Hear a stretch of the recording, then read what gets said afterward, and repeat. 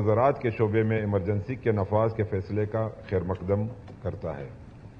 یہ اقدام وقت کی اہم ضرورت تھی اور اس کے ذریعے ماحولیاتی بحران اور زرعی زوال جیسے چیلنجز سے نمٹنے کی سمت کی بابت اہم اقدام اٹھائے گئی ہے۔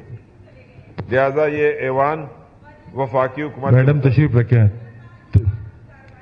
تشریف رکھیں پلیز، یہ بیچ میں ہم نے اس کو انکلوڈ کیا، آپ تشریف رکھیں مہربانی کر کے۔ جی اکبر خان صاحب کنٹینیو پلیز۔